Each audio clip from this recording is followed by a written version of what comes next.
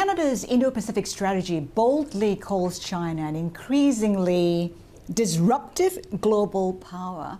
How can Canada and the countries in the Indo-Pacific region, I guess, curb China's power and without provoking a negative response from Beijing?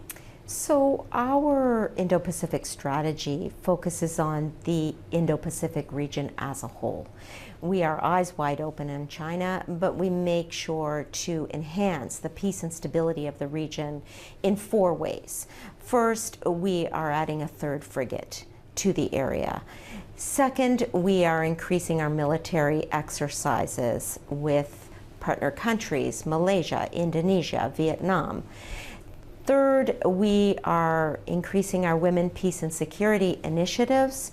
And fourth, in the area of cyber, making sure that we are partnering with countries to ensure the integrity of cyber and technological networks. So it's a broad-based approach. You talked about adding a 3rd frigate, but your frigates, they say, are pretty old. They're pretty limited as well, and you're short of about 1,300 sailors. Do you have the capacity to help contain China in this part of the world? In the Indo-Pacific strategy, I was very clear and intentional to put forward initiatives that we could, from a defense perspective, tangibly provide.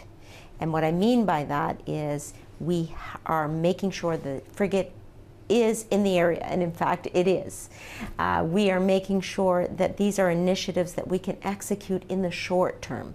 So the defense perspective of the Indo-Pacific strategy is one of what can we accomplish in the short term, and those initiatives that I mentioned are first and foremost on the table. You mentioned the shortage in personnel. This is an issue that armies and navies and air forces across the world are addressing as the world is confronted with a labor shortage crisis generally after COVID-19.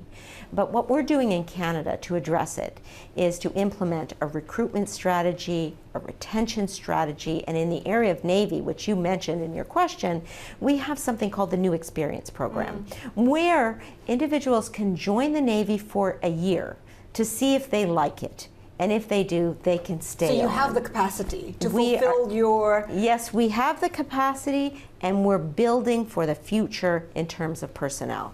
I want to talk about the spy balloons, China's spy balloons found in Canada, in the US. Yes. Are such activities new? How concerned are you about China's activities now?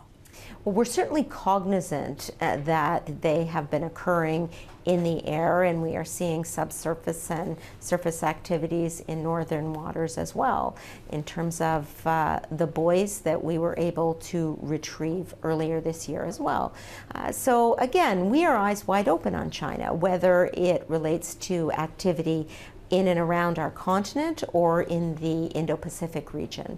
And that is another reason for our Indo-Pacific strategy and increasing our presence overall. Specifically though, how do you counter that? Do you have to take tougher actions against China, for instance? Well, we need to continue to build up our multilateral alliances as well as our continental security. And that's why last year we contributed and committed almost $40 billion to NORAD and continental defense. That's to build up our infrastructure in aerospace surveillance. We are also making sure to contribute resources to the Indo-Pacific, as I have mentioned, and also undertaking a defense policy update. So we are looking at our current capabilities to make sure we have what it needs to respond to the changing threat environment that we are faced with ever since Russia's further invasion of Ukraine. On the upgrading of NORAD, some say that you're pretty much late to the game because, it's been decades since you were warned of the need to do that. Has there been some form of complacency on the part of Canada, on the part of the US, when it comes to NORAD?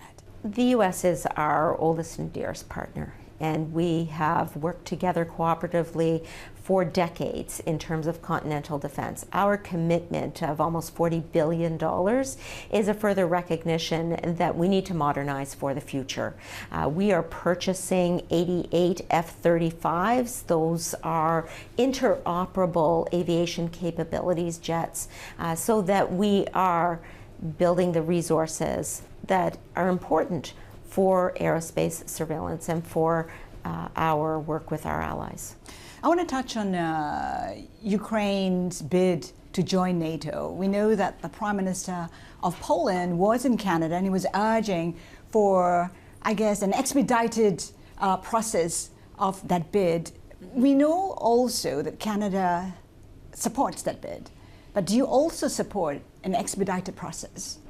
Listen, I had a wonderful discussion with my colleague Defense Minister Resnikov yesterday, and we are aligned that the focus now is on ensuring that Ukraine has the military equipment that it needs to fight and win this war.